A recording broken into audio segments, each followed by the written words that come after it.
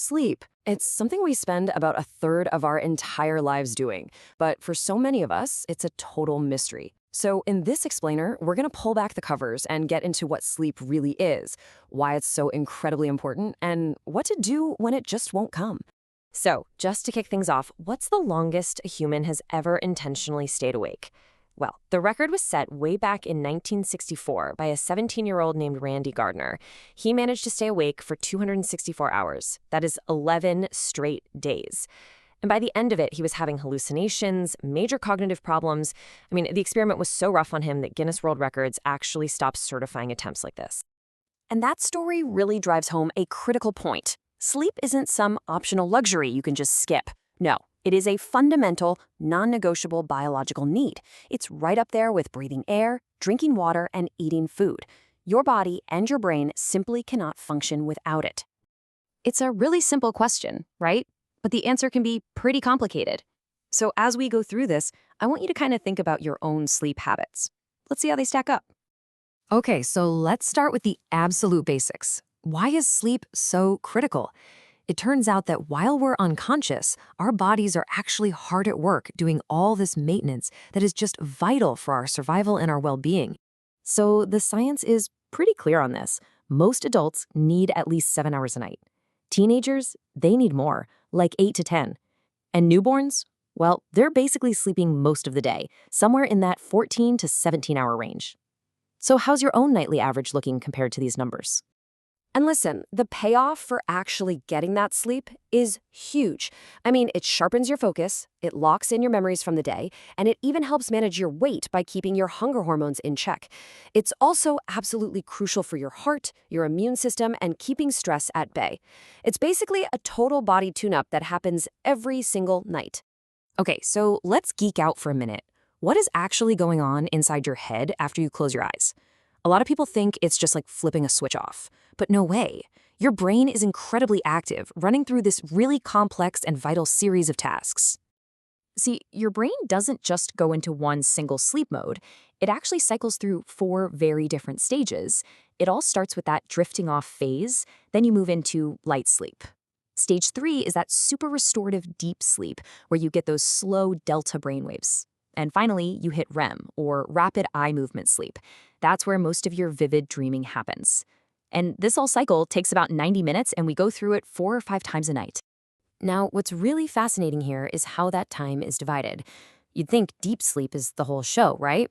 But look at this. We spend a full 50% of the night in that lighter stage 2 sleep. And while deep sleep and REM get all the attention, that light sleep stage is absolutely crucial for locking in memories.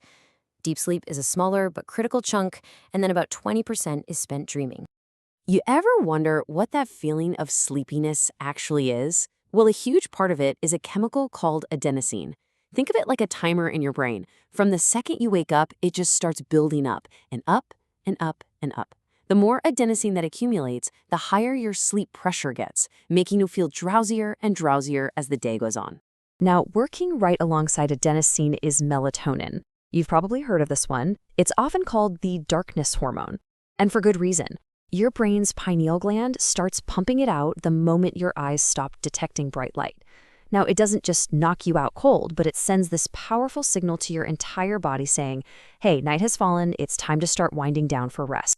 So that's how the system is supposed to work. It's a pretty elegant process. But what happens when this whole finely tuned system breaks down? You're exhausted, your sleep pressure is high, it's dark outside, but you're just lying there, staring at the ceiling, wide awake. This is the frustrating, infuriating reality of insomnia. And if you've ever dealt with this, you are so far from alone. It's an incredibly common problem. In fact, some estimates suggest that at any given time, up to 30% of all adults are experiencing symptoms of insomnia. That's a huge number. And insomnia isn't just one single thing. For some people, it's that awful struggle just to fall asleep in the first place. For others, it's waking up again and again all night long. And for some, it's that classic 4 a.m. wake-up call where your brain just clicks on and refuses to go back to sleep. But the result is always the same: exhaustion, brain fog, and just feeling irritable the next day. So why does this happen? Well, researchers have 2 main ideas. The first is the cognitive model, which basically says the problem is your brain. It's just too active. It's stuck in these loops of worrying and ruminating. Then there's the physiological model, which points the finger at the body. It suggests your body is physically in a state of high alert, with too many stress hormones like cortisol, and it just can't power down. And honestly, for most people, it's probably a little bit of both. All right, enough about the problem. Let's talk about the solution, because this is the most important part. If your sleep is broken, how do you fix it? The really good news is there are powerful, evidence-based strategies that can make a massive difference. So it all starts with the fundamentals, what experts call sleep hygiene. And number one with a bullet is consistency. Waking up at the same time every single day, yep, even on weekends, is the best way to stabilize your internal clock. And your environment matters a lot. You want to make your bedroom a cave, dark, quiet, and cool. Get lots of bright light in the morning and avoid it at night. That simple habit reinforces your body's natural rhythm. Okay, now for a more advanced idea. And it's a little weird, but stick with me. There's this famous story about a therapist named Milton Erickson. He had a client with terrible insomnia who also hated waxing his floors. So Erickson's prescription was simple. If you're not asleep in 15 minutes, you have to get up and do the thing you hate the most. And guess what? The guy suddenly found it much, much easier to fall asleep. What Erickson was using is a real psychological technique. It's called paradoxical intention. See, for a lot of people with insomnia, the very act of trying so hard to fall asleep creates this performance anxiety that, ironically, keeps them awake. So you flip the script. You lie in bed and you actively try to stay awake. By taking away that pressure to perform, you often short-circuit the anxiety cycle and allow sleep to just happen. Here's another one that sounds totally backward at first but is incredibly effective: sleep restriction. Let's say you spend 8 hours in bed every night, but you only actually sleep for 6 of them. A therapist might tell you to only allow yourself 6 hours in bed. I know, it sounds crazy, but what it does is build up that intense sleep pressure, that adenosine, so that when you finally do go to bed, you fall asleep faster and sleep more deeply. It helps retrain your brain to see your bed as a place for solid sleep, not for frustration.